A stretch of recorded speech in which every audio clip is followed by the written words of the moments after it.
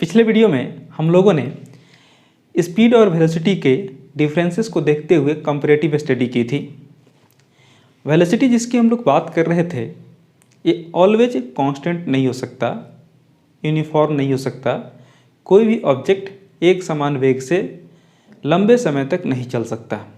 Short interval of time में ये possible भी है, तो ड्यूरेशन अगर लंबा हो तब ये पॉसिबिलिटी नहीं है। इसका मतलब क्या है कि वेलोसिटी चेंज करेगा। अब वेलोसिटी का चेंज दो रेस्पेक्ट में हो सकता है, एक तो टाइम और दूसरा डिस्टेंस। लंबे समय तक ये चर्चा रहा कि वेलोसिटी का चेंज किसके रेस्पेक्ट में डिफाइन किया जाए, टाइम के रेस्पेक्ट में या डिस्टेंस के रेस्पेक्ट में। गैलीलियो ने सबसे पहले फ्री फॉल ऑब्जेक्ट का जब स्टडी किया तो उस समय उनको वेलोसिटी का change with respect to time एक कांस्टेंट क्वांटिटी के रूप में प्राप्त हुआ, कांस्टेंट क्वांटिटी के रूप में मिला।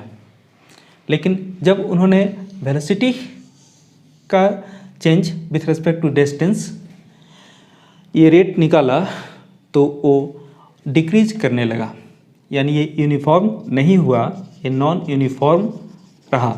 चूँकि ये नॉन यूनिफॉर्म था इसलिए जो एक्सेलरेशन का डेफिनेशन हुआ वो वेलोसिटी का change with respect to time के टर्म में हुआ, और तब से है ना एक्सेलरेशन डिफाइन होने लगा the rate of change of velocity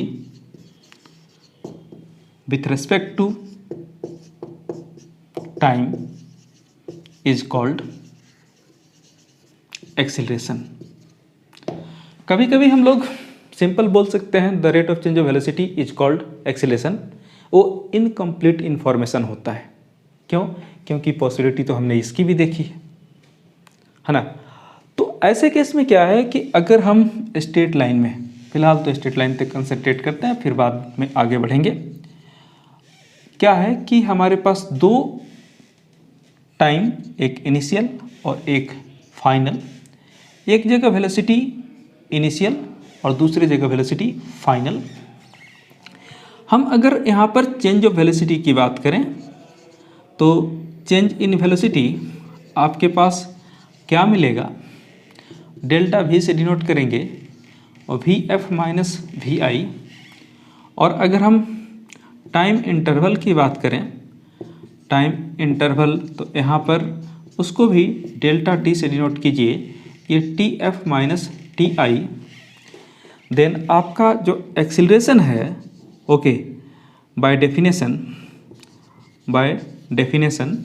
ए से डिनोट करते हैं, या सीधे लिखें एक्सीलरेशन मैथमेटिकली क्या लिखेंगे, acceleration is equal to change in velocity divided by time interval. और ये लिखें तो हम यहाँ पर लिख सकते हैं, यहाँ से ऊपर लिख लेते हैं, a is equal to acceleration को a से डिनोट करते हैं delta v by delta t, जो कि V F minus V I by T F minus T I के बराबर होगा। कुछ लोग यहाँ ढूंढ रहे होंगे जाना पहचाना पुराना रिलेशन एक्सीलरेशन का, जो क्लास 9 में पढ़ करके आए हैं। वो बोल सकते हैं कि सर हमें तो अपना मनपसंद इक्वेशन नहीं मिला, वेट कीजिए वो भी मिल जाएगा।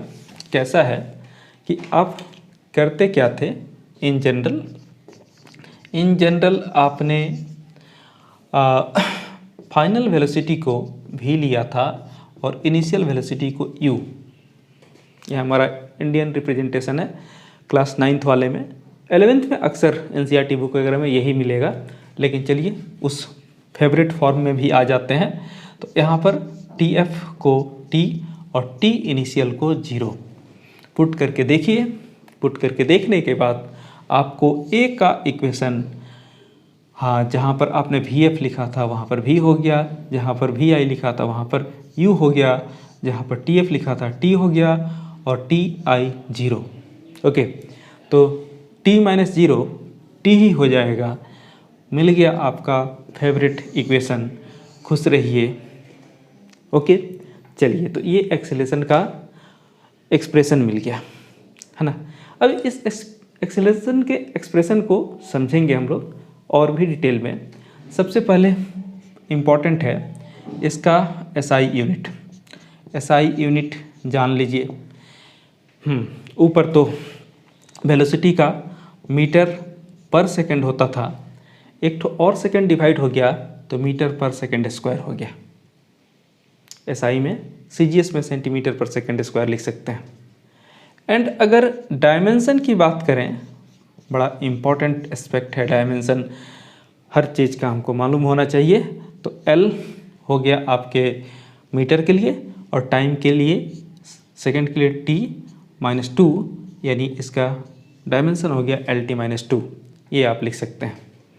अब इससे भी आगे थोड़ा चला जाए, थोड़े से इन्फॉर्मेशन को और बढ़िया किया जाए, बेहतरीन किया जाए, तो इन्फॉर्मेशन को और बेहतरीन करने के लिए मेरे पास एक और चीज़ है कि एक्सेलेरेशन जो है ना इज अ वेक्टर क्वांटिटी।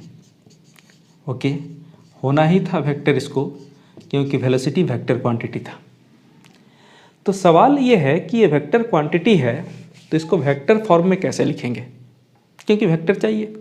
ये तो मैंने स्ट्रेट लाइन में सीधे सीधे लिख दिया जो क्लास 9 में आपके पास इन्फॉर्मेशन था। एक्चुअल में जब आप इसको लिखेंगे तो इसके ऊपर वेक्टर देंगे और यहाँ भी वेक्टर देंगे। तो ऑब्वियस है कि जो वेलोसिटीज आपने लिखे हैं यहाँ पर भी वेक्टर आएगा।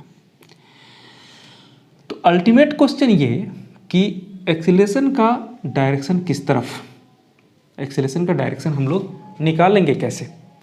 तो एक्सीलरेशन का डायरेक्शन ऑलवेज, याद रखिएगा, एक्सीलरेशन का direction always along the change of velocity होता है। ठीक है ना। याद ये रखना है कि direction of acceleration is always along the change in velocity. Okay, ये भी काफ़ी इम्पोर्टेंट आपको इन्फॉर्मेशन मिल गया। वेक्टर है, स्केलर नहीं है, ये वेक्टर क्वांटिटी। एक्सेलेरेशन, अब ये पता करने के बाद हमारे पास सिचुएशन कुछ अलग अलग होंगे। क्या सिचुएशन हो सकता है, थोड़ी सी इस पे भी बात कर ली जाए। हमारे पास 3 डिफरेंट सिचुएशन हो सकते हैं।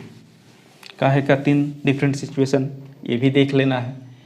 तो पहला सिचुएशन हम लोग बात करते हैं कि जो v फाइनल मतलब v था वो u के बराबर हो जाए, हो सकता है ऐसा। ठीक है। दूसरा हम लोग क्या सिचुएशन यहाँ पर ले सकते हैं कि v जो है ना, यहाँ पर वो u से छोटा है। और तीसरा सिचुएशन हम क्या ले सकते हैं, तो ये जो v है ना, वो u से बड़ा है। तीनों पॉसिबिलिटी हो सकती है। हम जब रास्ते पे चल रहे हैं, गाड़ी चला रहे हैं या कोई और चला रहा है, उसके साथ ये 3 सिचुएशन मैंने पहले बताया था ना, ऑलवेज एक ही जैसा हो ऐसी पॉसिबिलिटी नहीं हो सकती। तो ये 3 पॉसिबिलिटी में है ना, अब हमको डिस्कस करना पड़ेगा। चलिए सिंपल फॉर्म लिख लेते हैं जो इक्वेशन था उसका।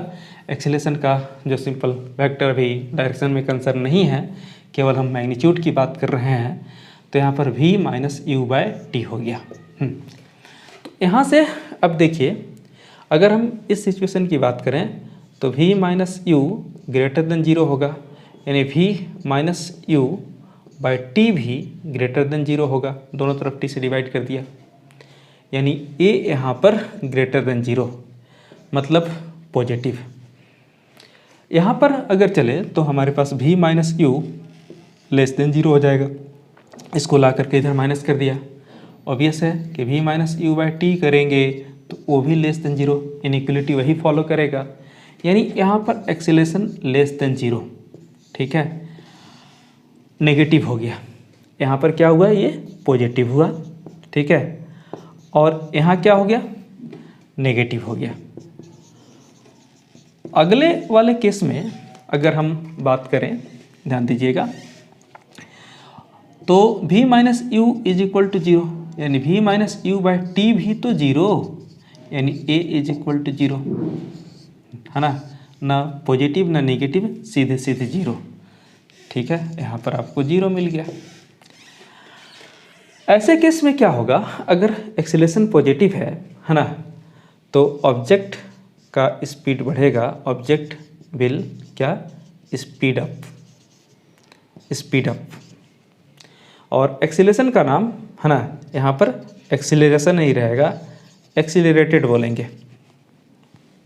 ओके, नेगेटिव एक्सीलरेशन की बात करेंगे तो इस केस में ऑब्जेक्ट क्या होगा, विल स्लो डाउन, है ना, रुकने लगेगा।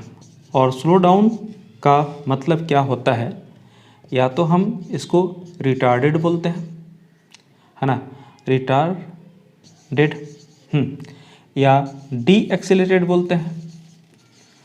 रिटार्डेशन या डी एक्सीलरेशन एक ही चीज़ है, ठीक है। तो टर्म बदल जाएगा, यानी आपके पास अगर एक्सीलरेशन नेगेटिव में आए तो समझ लीजिए वो एक्सीलरेशन नहीं है, डी एक्सीलरेशन या रिटार्डेशन है।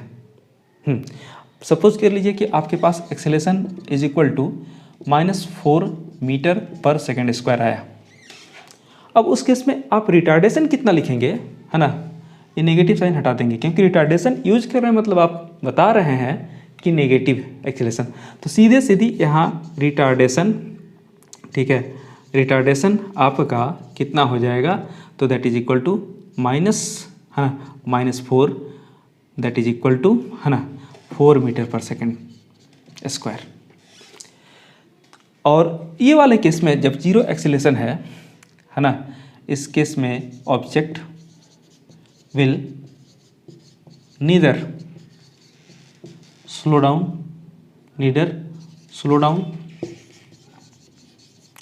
नोर स्पीड अप, है ना, इट मूव्स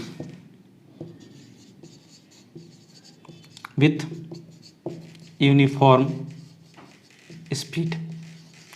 स्पीड, मैग्नीट्यूड के सेंस में बात कर रहे हैं। तो ये तीनों केस आप नोट कर लेंगे, 3 सिचुएशन है हमारे पास, है ना, नोट करते चाहिएगा। यानी इस सिचुएशन में आपका क्या हुआ था, ए आपका पॉजिटिव था, इस सिचुएशन में ए आपका कैसा आया, ए नेगेटिव आया, और लास्ट वाले सिचुएशन में क्या आया, ए 0 आया। आगे का बहुत इंपॉर्टेंट एस्पेक्ट है ग्राफिकल स्टडी ऑफ मोशन। इस केस में हमको अगर ग्राफ देखना पड़े तो वो ग्राफ कैसा आएगा ये भी देख लेना है, क्योंकि ग्राफ आपको प्लॉट भी करना पड़ सकता है, और कई बार ऐसा होता है ग्राफ प्लॉट किया रहता है, सिचुएशन आपको बताना होता है।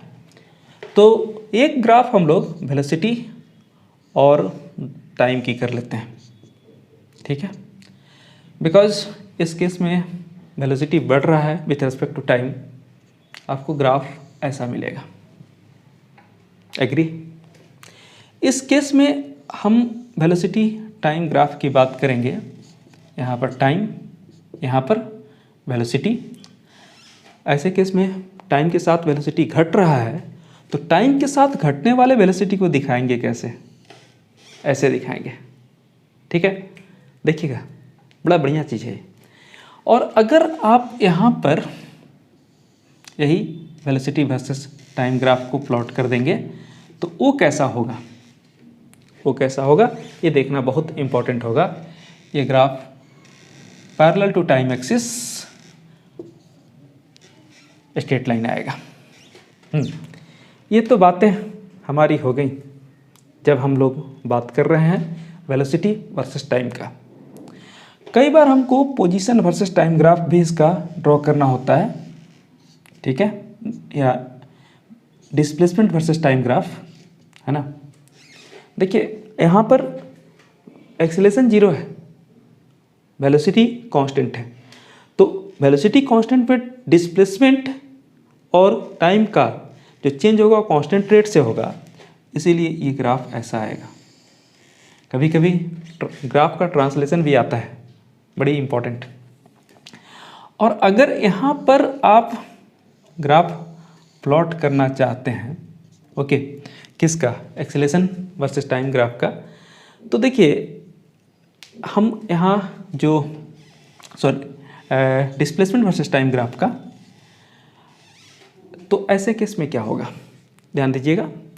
आपने s is equal to u t minus half AT² यहाँ लिखना है।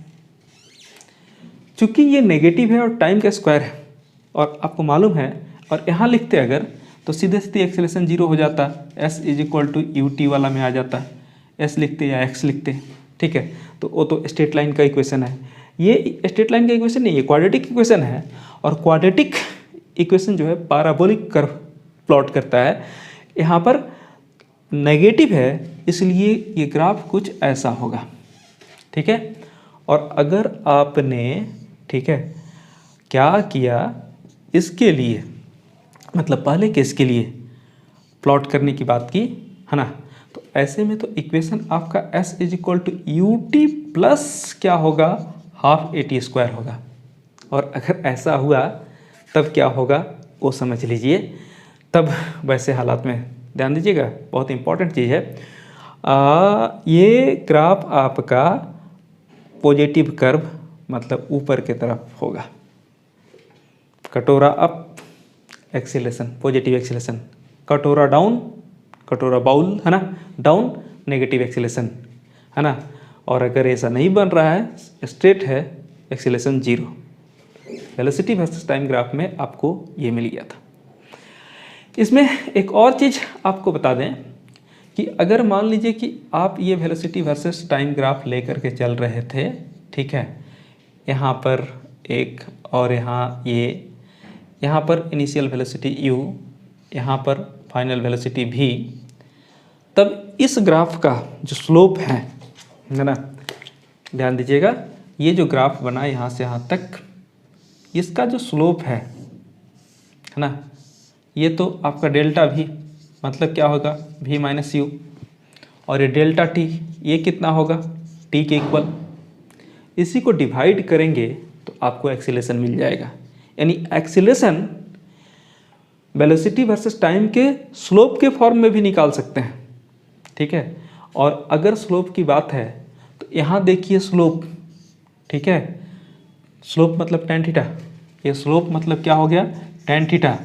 और tan थीटा के बारे में इंफॉर्मेशन मालूम है, जब थीटा एक्यूट होगा, 90 से लेस होगा, तो ये पॉजिटिव होगा, मिला पॉजिटिव यहाँ। इस केस में देखिए अगर स्लोप निकालते, ठीक है, कहीं पर भी, तो ये एंगल तो विथ टाइम एक्सिस, स्लोप भी विथ टाइम एक्सिस निकालना है। क्या हो गया, थीटा 90 से ज़्यादा हो गया, ऑब्ट्यूज हो गया, और tan 90 नेगेटिव होता है, एक्सीलरेशन नेगेटिव। और यहाँ पर तो टाइम एक्सिस के साथ ये पैरेलल है, ठीक है, यहाँ पर तो थीटा 0 है, तो tan 0 0, एक्सीलरेशन 0। तो कहीं से भी आइए, इन्फॉर्मेशंस आपके बहुत विविड, बहुत क्लियर हो जाएंगे। आई होप एक्सीलरेशन का कंप्लीट इन्फॉर्मेशन आपको मिल गया होगा। अगले वीडियो में इंस्टेंटेनियस एक्सीलरेशन, इंस्टेंटेनियस वेलोसिटी का कंपैरिजन भी कर दिया जाएगा।